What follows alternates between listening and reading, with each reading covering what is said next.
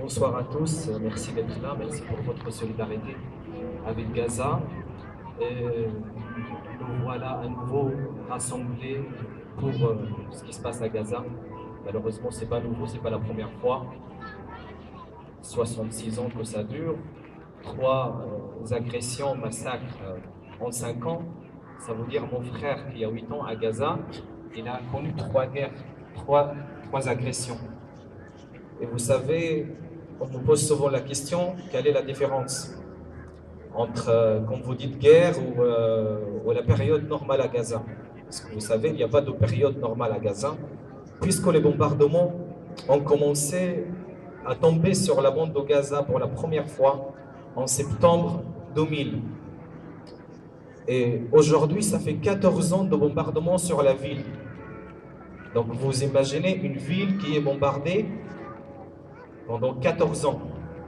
Ce que ça représente pour les gens, pour les bâtiments, pour les animaux, pour les infrastructures, les hôpitaux, les universités. 14 ans de bombardement. Mais la différence, ça veut dire quand Israël déclare une guerre, la seule différence, c'est que les bombardements sont intenses et c'est qu'il y a plus de victimes. Par exemple, à Gaza, quand tout va bien, il y a 2 morts ou 10 blessés par jour. Ça, c'est quelque chose du quotidien. Et quand il y a cette agression, il y a 160 morts par jour et parfois 600 blessés par jour. Donc vous imaginez, c'est des bombardements intenses. Donc ce qui fait que les gens s'intéressent à Gaza quand il y a une opération militaire déclarée par Israël, c'est parce que cette opération a été déclarée, la guerre a été déclarée. Mais sinon, tous les jours à Gaza, c'est la guerre. Moi, je n'ai jamais connu un seul jour de ma vie, à partir de 2000, pour que les choses soient claires, où je n'ai pas entendu des bombardements. Depuis 2000, des bombardements qui tombent sur la ville. Et il faut vivre avec ça, il faut savoir vivre avec les bombardements. Et vous savez, les bombardements, quand ça ne touche pas à la maison directement, il y a des dégâts. Ça veut dire, nous, à Gaza, l'hiver, on ne laisse jamais les fenêtres ou les portes fermées. Parce que s'il y a un seul bombardement dans le quartier, les vitres, ça se casse et ça part en éclats, et c'est très très dangereux. C'est pour ça qu'il y a énormément de blessés et des gens qui meurent chez eux, dans leur maison, même quand ce n'est pas la maison qui a été bombardée. Donc on est un petit peu habitué à ces bombardements, mais quand c'est 160 morts par jour, c'est un massacre. Cette fois-ci, le prétexte, c'est que le Hamas, qui est un parti à Gaza, apparemment avait creusé des tunnels sous les frontières israéliennes. Et l'objectif de l'opération déclarée par l'armée israélienne, c'était la destruction de ces tunnels. Et ces tunnels existent sur la zone frontalière, ça veut dire sur les frontières est de la bande de Gaza. Et je vous rappelle que cette zone est interdite aux Palestiniens. Cette zone, la zone tampon, Israël a le droit de faire des zones tampons autant qu'il veut. Mais Israël a fait cette zone tampon à l'intérieur de la bande de Gaza. La bande de Gaza, déjà une bande, c'est le seul territoire dans le monde qui s'appelle une bande, parce que ça fait comme un stylo sur la carte. C'est une bande de terre, on a la mer devant nous et l'armée israélienne derrière nous. La mer qui est fermée à 3000 dans la mer. Depuis que je suis né, j'habite à côté de la mer.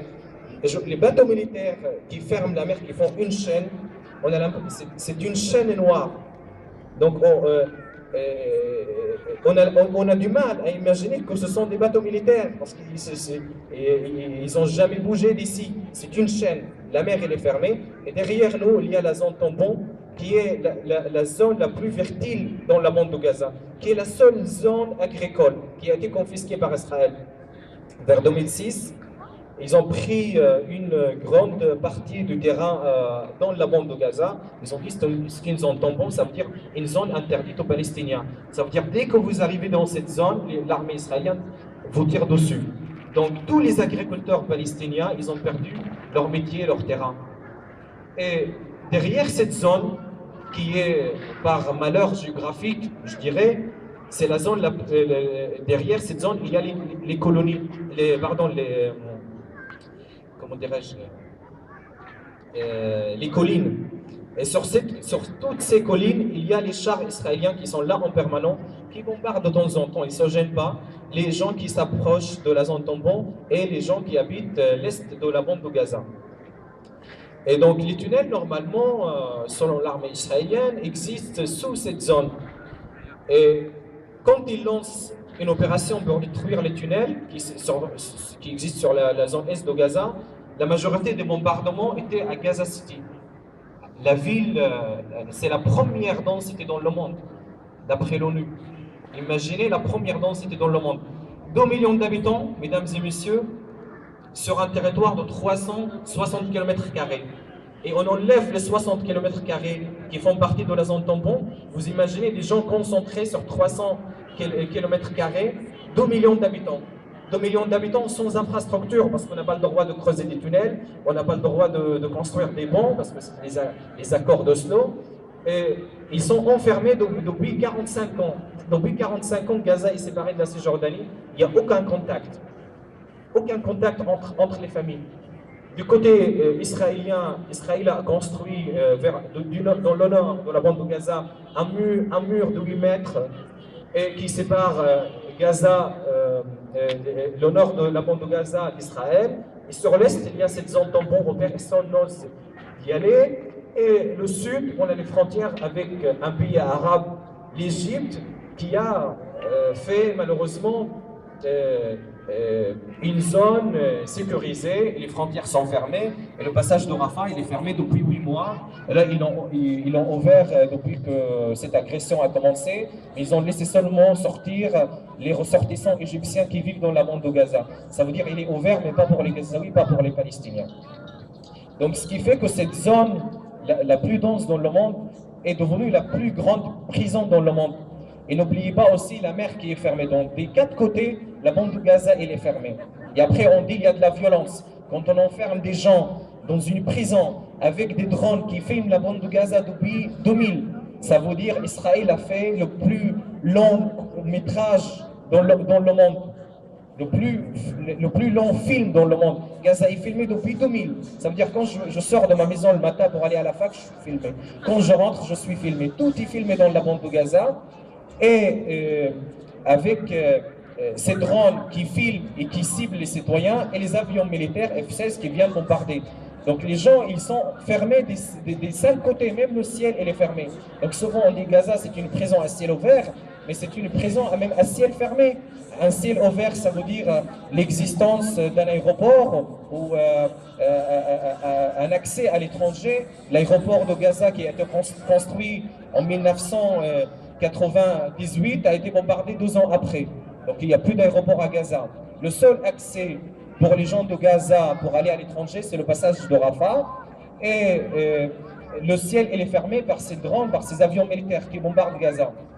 Donc imaginez des gens qui sont enfermés des 5 côtés, qui n'ont pas le droit de sortir de la bande de Gaza, même s'ils sont malades, même s'ils vont faire des études. C'est impossible de sortir de la bande de Gaza avec le blocus qui a été imposé en 2006, en 2007 contre la bande de Gaza.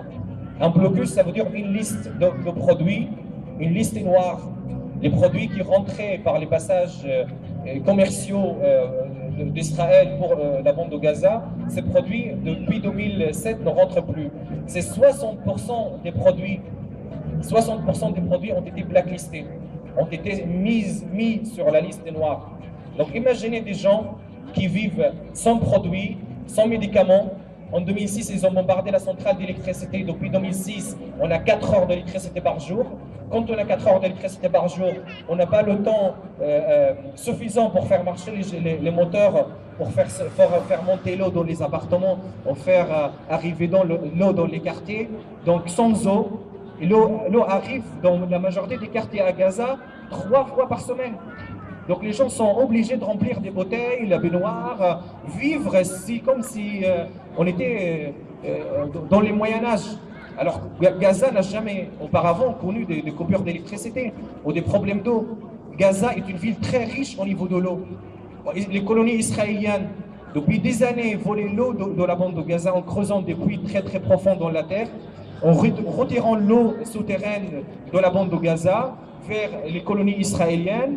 Et les habitants de la bande de Gaza consomment d'une façon pas réfléchie, parce que 2 millions d'habitants sur une seule nappe phréatique. Regardez ce que ça représente. Donc le problème de l'eau, il est majeur dans la bande de Gaza. Et je vous rappelle qu'en 2012, le mois d'octobre, l'ONU a déclaré que Gaza sera une zone inhabitable en 2020. Et qu'en 2016, il n'y aura plus du tout d'eau dans la bande de Gaza. Je vous rappelle que cette eau qu'on consomme à Gaza, cette eau est interdite à l'usage humain, parce que c'est de l'eau non potable. Parce que cette eau, elle est très très sale et très salée, parce que l'eau souterraine a beaucoup baissé, et comme on est à côté de la mer, l'eau de la Méditerranée s'est infiltrée dans la nappe phréatique aussi.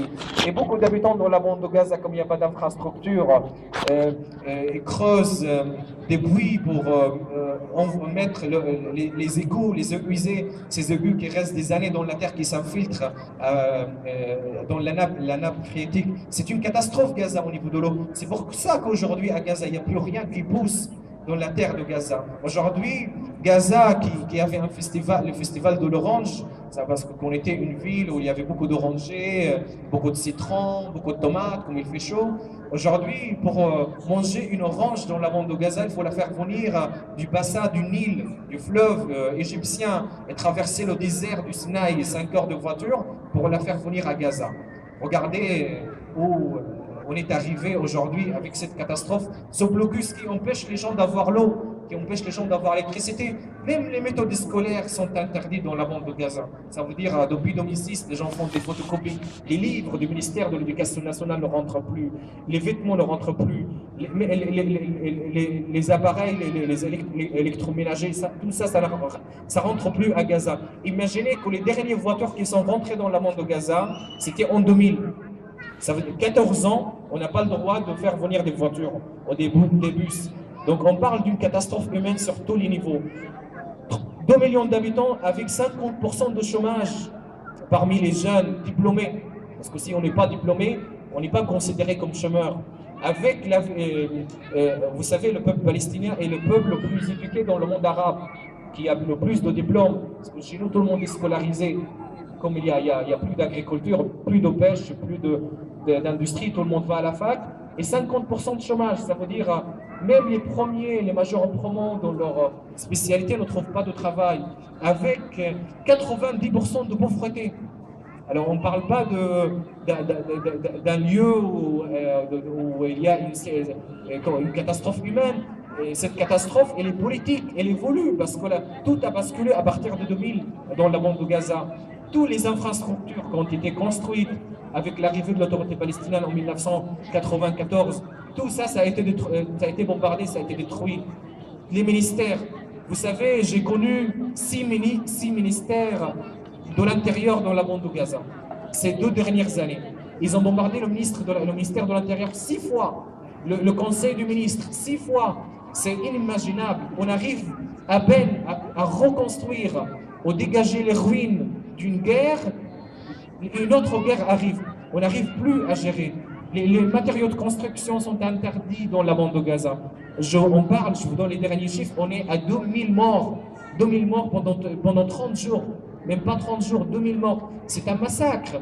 Et quand on voit que 80% de ces gens-là qui ont été tués dans leur maison, ce sont des civils, alors que l'opération militaire déclarée pour détruire les tunnels sur les frontières, je me demande pourquoi les avions F-16 israéliens bombardent les civils dans la bande de Gaza. Quand vous voyez qu'il y a 300 enfants qui ont moins de 12 ans qui ont été tués jusqu'à le 2 août, c'est énorme, c'est un massacre, c'est un génocide.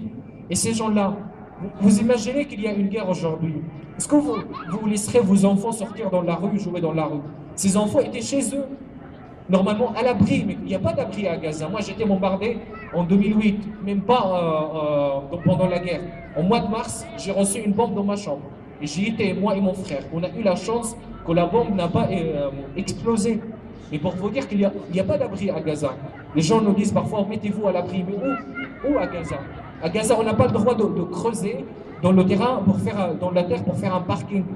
C'est interdit, parce que si les avions vous voient en train de faire de grands travaux, ils vous bombardent. Ils pensent que c'est pour stocker des armes.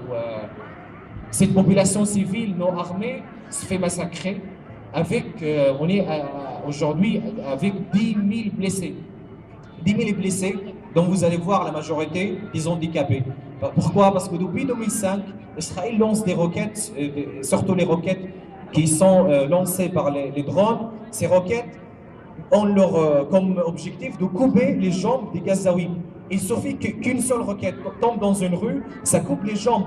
Parce qu'il y a des lames qui sortent dans tous les sens. Imaginez cette barbarie. Aujourd'hui, le problème, ce qui nous fait souffrir avec ces bombardements, ce n'est pas le fait de se faire bombarder, c'est le fait qu'Israël aujourd'hui met des clous dans les missiles.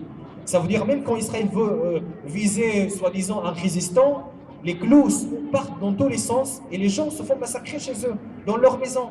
Les clous, c'est pour ça que quand on arrive à Gaza, on remarque les trous partout dans les rues, dans les murs à Gaza, parce qu'il y a des clous dans les missiles, avec des lames dans les missiles. Vous avez regardé les photos, vous avez vu, il y a plus de cadavres à Gaza depuis 2006.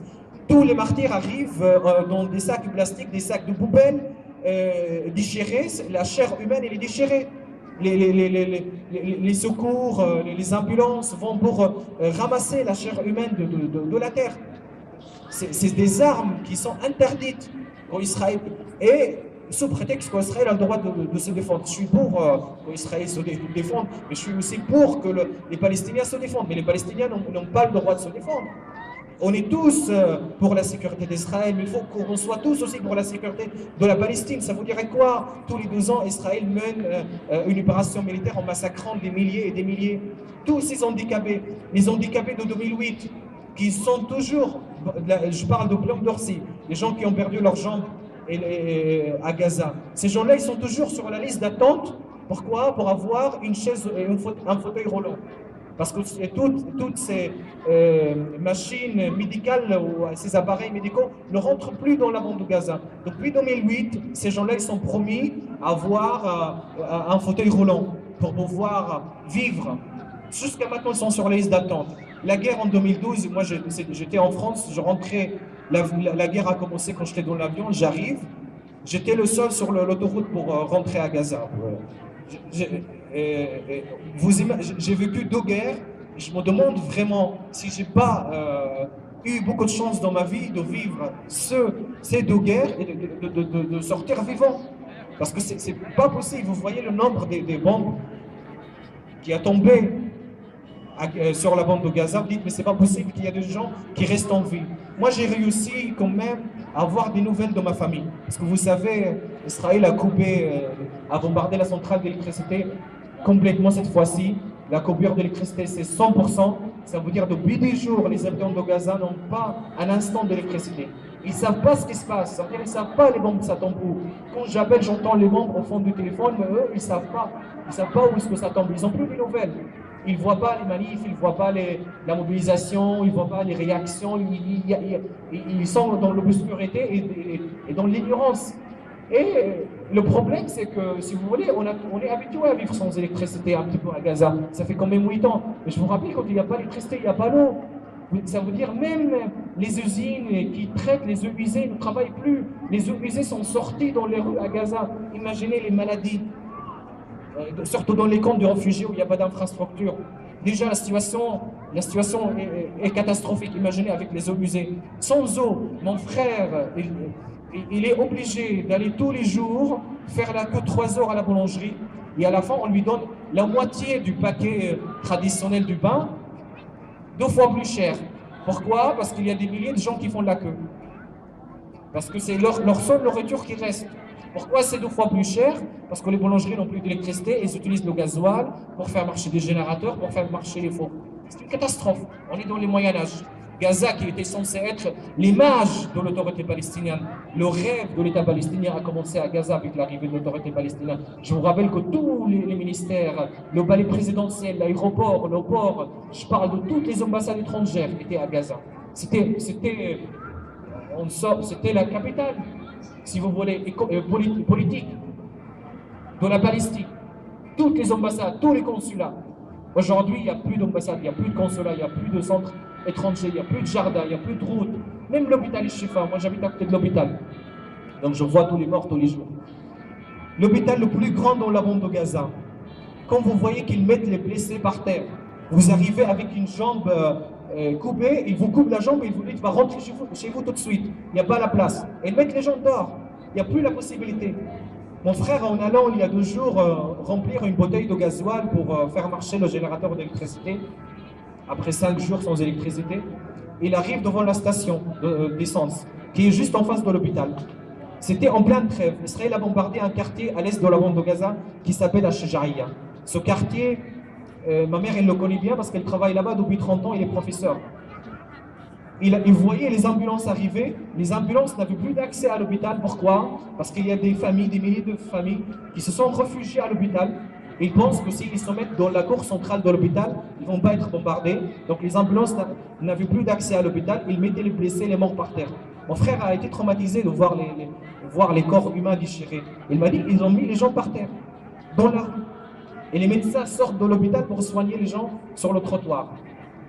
Il y a quelques jours, ils ont appelé en Cisjordanie à faire des dons du sang, parce que comme à Gaza, il n'y a plus de sang, il y a beaucoup de blessés. Et les Cisjordaniens, les Palestiniens de Cisjordanie ont fait des dons. Les camions arrivent sur les frontières de Gaza, au passage. Israël a fait retourner les camions. N'a pas laissé les camions du sang rentrer dans la bande de Gaza. Bon, imaginez, ça veut dire... Et ils disent on ne cible pas les civils. Alors pourquoi il y a 80% des morts qui sont des civils, des femmes et des enfants? Pourquoi il y a 10 000 maisons bombardées, 10 200 maisons bombardées? Et je parle de maisons, je parle de bâtiments. Ça veut dire parfois dans un seul bâtiment, il y a 6 ou 7 familles. Il y a 6 ou 7 appartements. Tous ces gens-là, on parle de 400 000 personnes déplacées. Plus que le quart de la bande de Gaza. Imaginez, en France, quand on a un accident sur l'autoroute, toute la France est en deuil. Mais là-bas, 400 000 personnes déplacées. Où est-ce qu'ils vont aller? Ils ont perdu leur maison. Aujourd'hui, hier, ils ont déclaré une trêve. Ben, les gens sont restés dans les écoles de l'ONU, des Nations Unies. Parce qu'il n'y a plus de rue. Il y a quelqu'un qui est allé chercher sa maison. Il dit, j'ai vu ça à la télé, il dit « J'avais peur de ne pas retrouver ma maison. Ben, je n'ai pas retrouvé la rue. Parce que toutes les maisons étaient effacées. On ne reconnaît plus les quartiers. C'est un génocide, c'est un massacre. Des bombardements arbitraires. Et quand il y avait les 4 enfants qui ont été assassinés sur la plage d'une seule famille, qui ont été ciblés devant les journalistes directement, quand on a dit à Israël comment vous faites, comment ça se fait que vous assassinez les enfants, ben vous savez le ministre israélien ce qu'elle a dit? Elle a dit imaginez que quand vous êtes en pleine guerre, si vous êtes en pleine guerre, pourquoi vous laissez vos enfants jouer sur la plage? Regardez le prétexte. Et vous, pourquoi vous les bombardez? Des gens qui habitent sur la plage. Mais quand vous voyez le nombre, parfois j'ai honte de donner les chiffres parce que je dis les gens, ils n'ont plus de nom, ils n'ont plus de cadavres, ils n'ont plus d'enterrement. C'est l'humanité qui est assassinée, c'est l'humanité qui est en deuil. C'est pas parce que c'est mon pays, c'est parce que je dis, mais c'est pas possible que tous ces gens-là sont en train de mourir et qu'il n'y aura pas de suite. Parce qu'on l'a vécu en 2008, 2012, Israël n'a jamais été jugé, j'ai jamais entendu parler d'un soldat qui a été arrêté. Vous savez, en 2008, il y a un soldat qui a tué 4 femmes dans une école de l'ONU, exprès. C'est le seul il a été jugé, il a eu une condamnation, 40 jours de prison avec sursis. Et ça, pour moi, c'est un permis pour tuer. Ça veut dire, vous tuez un Palestinien, 10 jours de prison avec sursis. Pour encourager les soldats à tuer et aller toujours plus loin dans leur massacre. Et vous savez, Israël a dit qu'il a retiré les troupes, les militaires de la bande de Gaza. Ben, les militaires, quand ils étaient là avant-hier, c'est 40% de la bande de Gaza étaient occupés. C'est pour ça qu'il y a 400 000 personnes qui sont déplacées aujourd'hui. Je ne sais pas comment on pourra faire pour leur retrouver un refuge ou comment les héberger parce que ces gens-là ils sont dans la rue. Ils ont mis des tentes partout à Gaza City. Ça veut dire dans la ville de Gaza, sur le trottoir, partout.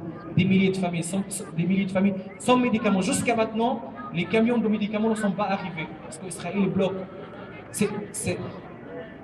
Quoi dire? Franchement, quoi dire? On n'a plus les mots. Parce que ça recommence à chaque fois, ça recommence. C'est toujours Gaza. Le problème n'est pas Gaza, le problème c'est un problème politique. Il y a une occupation, il y a une colonisation, c'est ça le problème. Et tant que cette occupation n'est pas finie, ça recommencera. Aujourd'hui, même avant la guerre, la situation était catastrophique. Depuis que le passage de Rafah est fermé, depuis que les frontières sont fermées, l'Égypte a fermé le tunnel il y a un an. Les tunnels qui servaient à faire entrer les marchandises pour la bande de Gaza.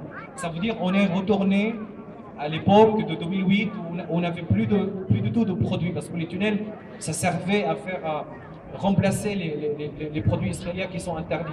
Aujourd'hui, ils n'ont plus de produits, ils n'ont plus d'eau, plus d'électricité. Ils sont sous les bombes et on leur traite de terroristes. Imaginez-vous à leur place. Des gens, 8 ans, ils n'ont pas eu de médicaments, ils n'ont pas eu de vêtements, ils n'ont pas eu de livres. Ils sont bombardés, ils sont filmés en direct. Vous, qu'est-ce que vous feriez si vous étiez à leur place? Qu'est-ce que vous ferez? C'est juste, il nous suffit juste d'imaginer cette situation qui est catastrophique. Ça veut dire des étudiants qui font leurs études à l'étranger, qui ont des visas, des cartes de séjour. Le jour où ils doivent traverser le passage ferme, ils perdent tout.